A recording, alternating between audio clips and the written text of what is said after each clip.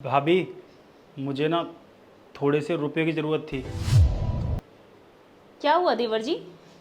आज आपको पैसों की ज़रूरत पड़ी तो आ गई इस घर की याद?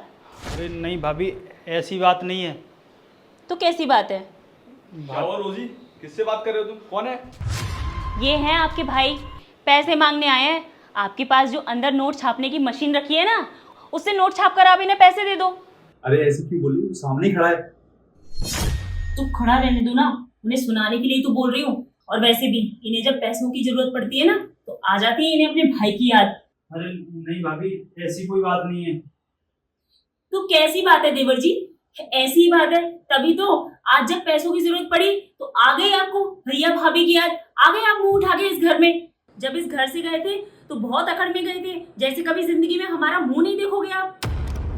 नौकर बना के रखा है मुझे नहीं रहना इस घर में। अरे कभी ये ले आओ, कभी वो कर दो, कभी ये कर दो। मैं इसी काम का रह गया हूँ का? सुन लो साफ साफ, मेरी ना अब नौकरी लग गई है। अब मैं अपनी बीवी को लेकर जा रहा हूँ यहाँ से, और आज के बाद ना इस घर में कभी लौट कर नहीं आऊंगा। अरे पता नहीं क्या क्या करना पड़ता है मुझे इस घर में रहकर। आज के बाद ना तुम दोनों अपने घर रहो और मैं रहूंगा अपनी बीवी के साथ। जा रहा हूँ ये घर छोड़कर। भाभी, ऐसी कोई बात नहीं है।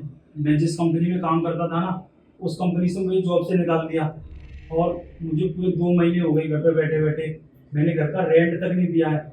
इसी चक्कर में ना जब मुझे रुपए की ज़्यादा जरूरत पड़ी तो मैंने सोचा कि भैया के पास चला जाता हूँ, क्योंकि मेरे जितने भी यार दोस्त थे मैंने सबसे मदद मांगी और सबने मना कर दिया। फिर मैंने सोचा कि भैया के पास जाता हूँ, शायद वही मेरी मदद कर देंगे। इसलिए मैं भैया आपके पास आया था पैसे लेने के लिए। चलो कोई बात नहीं रवि, तुम यहाँ पे आके बैठो और रोजी जो पैसे रखे लेके आओ जरा। तो रविंद्र, तुम कैसे हो और घर में सब बढ़िया है कि नहीं? हाँ भैया, मैं भी ठीक हूँ और घर में भी सब ठीक है।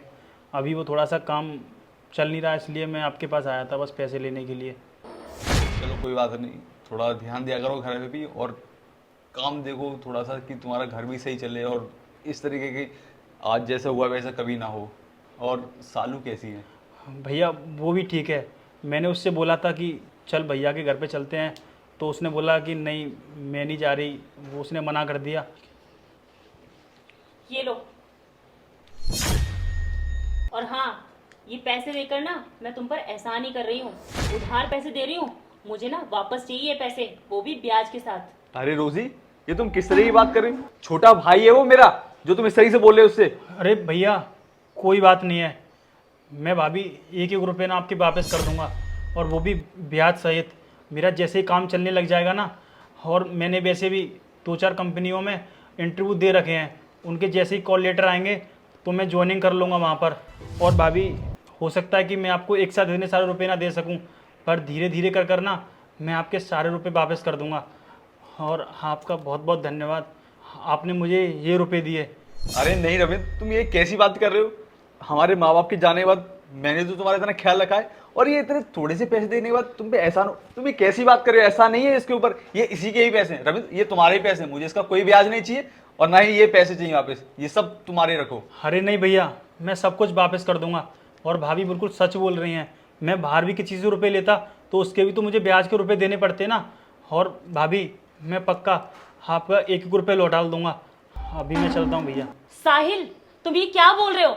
इसे इतने सारे पैसे दे तो दिए, और ये बताओ तुम क्या इसे जिंदगी भर पालते ही रहोगे? तुमने इसके माँ बाप होने का फर्ज बहुत ज्यादा ही निभा दिया। अरे तुमने बचपन से लेकर इसको इतना बड़ा कर दिया, इसे इस काबिल बना दिया कि ये अपने बाल बच्चों का पेट खुद पाल सके। ये नहीं कि अभी भी तुम इसकी मदद करते जाओ। अरे भाभी, मैंने बोला ना मैं एक एक रुपये वापस कर दूंगा। आप भैया से मत लड़िए। भैया मैं चलता हूँ। अरे रोजी, ये तुमने क्या किया? इस बेचारे से इतनी ज्यादा बदतमीजी से बात करी? छोटा भाई है वो मेरा। मुझे पता है साहिल कि वो तुम्हारा छोटा भाई है, और वो तुम्हारा ही नहीं मेरा भी देवर है।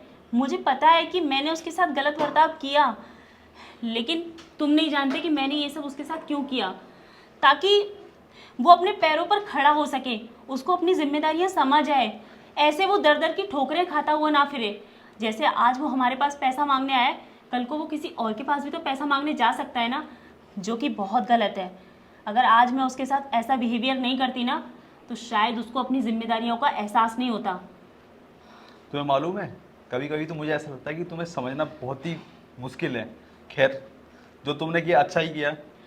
कोई बात नहीं साहिल, और वैसे भी कभी कभी अपनों को आईना दिखाने के लिए ना खुद बुरा बनना पड़ता है।